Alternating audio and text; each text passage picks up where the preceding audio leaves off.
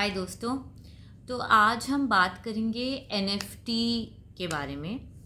तो हम लोग इतने दिनों से सुनते आ रहे हैं कि यार ये एनएफटी जैसा कुछ तो नया डिजिटल वर्ल्ड में चल रहा है, जहाँ पे मंकीज़ बिक रहे हैं कुछ मिलियन डॉलर्स में, जहाँ पे बॉम्ब बिक रहा है, लोग मून पे लेके जाने की बातें कर रहे हैं कि यार ये हो क्या रहा है।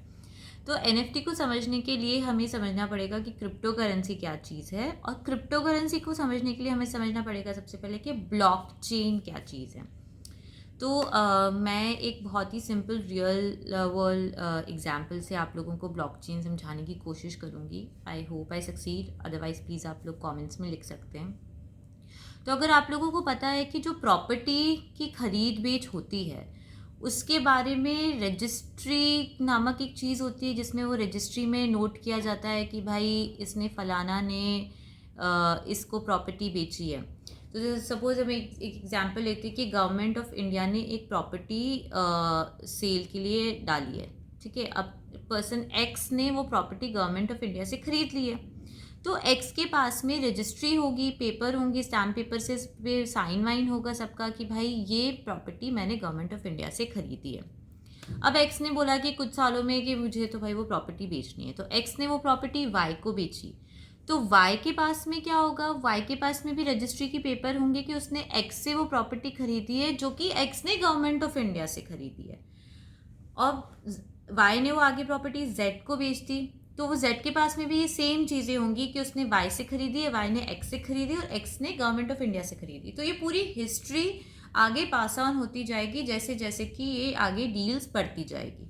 ठीक है, तो वो जो ईच डील हो रही है, जो एक्स ने गवर्नमेंट ऑफ इंडिया से किया, जो वाई ने एक्स से किया, जो जेड ने वाई से किया, वो पर्टिकुलर डील्स कहलाएगी ब्लॉक।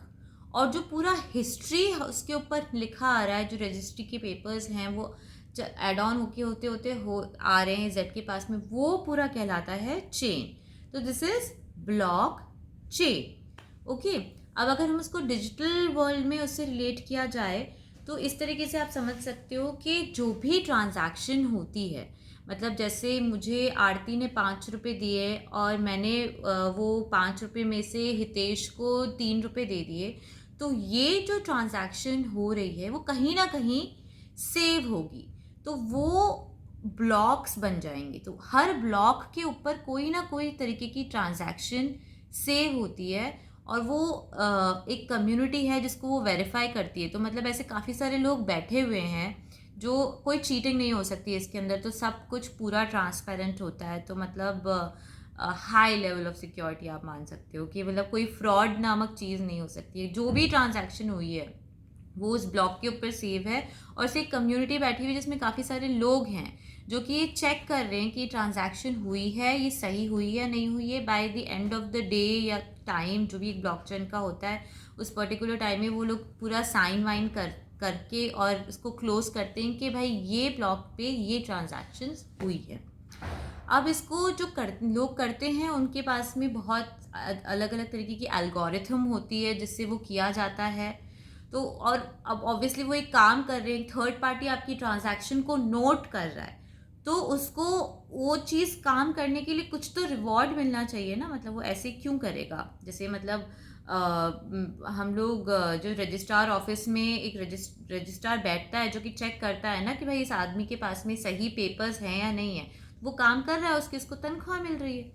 तो वैसे ही यहाँ पर भी जो चेक कर रहा है सारे ट्रांजैक्शन सही है या नहीं है, उसको साइन करके क्लोज करा रहा है, उसको भी कुछ रिवॉर्ड मिलता है।